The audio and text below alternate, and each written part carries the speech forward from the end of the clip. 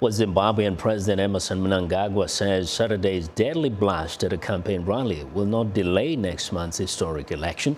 Zimbabwe's state-run media says the explosion in Bulawayo killed 2 people. Vice President Constantino Chiwenga was slightly bruised in the blast. He calls the attack terrorism and said any frightened candidate would be provided with protection. President Mnangagwa says the blast happened just inches from him, but he was unscathed. State media are calling the blast an assassination attempt. Police say they are investigating and are offering a substantial reward for information about the attack.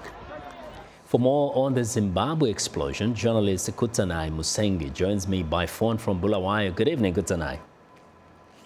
Good evening, Victor. Now, what is the latest actually on who could have done this or who is suspected to have launched this attack?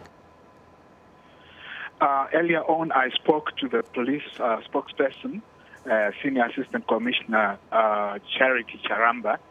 She says police are still investigating this issue. There's been a lot of speculation. Some people are speculating that this could be some people within the party itself.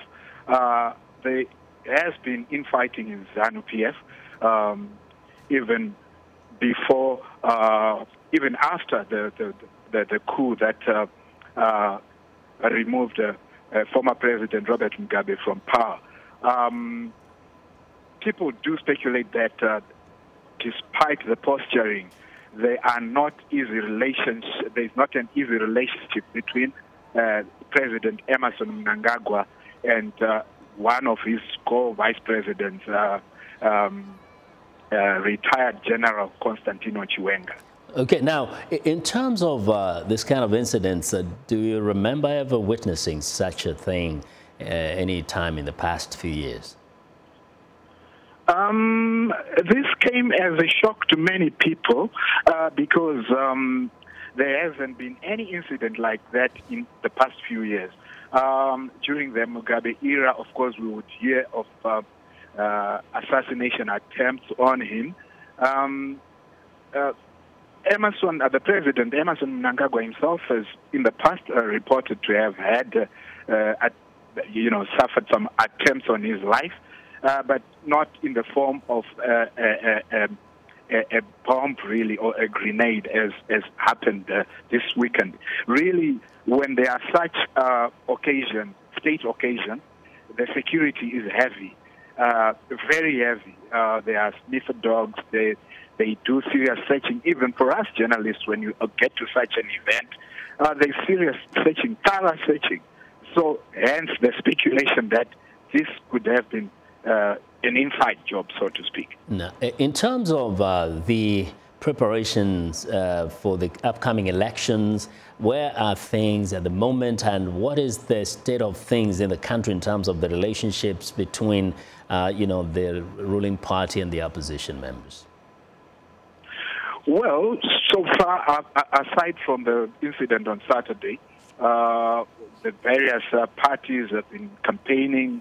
It has generally been peaceful, although in the rural areas there is presence. There are reported presence of there is a reported presence of the military, but generally there has been it has been peaceful.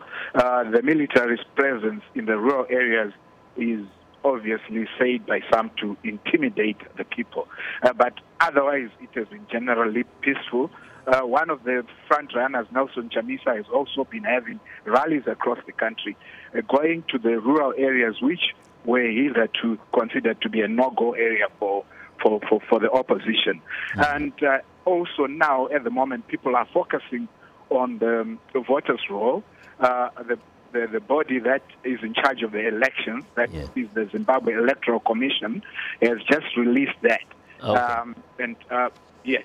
All right. Thank you. We'll keep an eye there. Just hope there's no more explosions. Kudzanai, thank you very much. Kudzanai Musengi reporting from Bulawayo in Zimbabwe.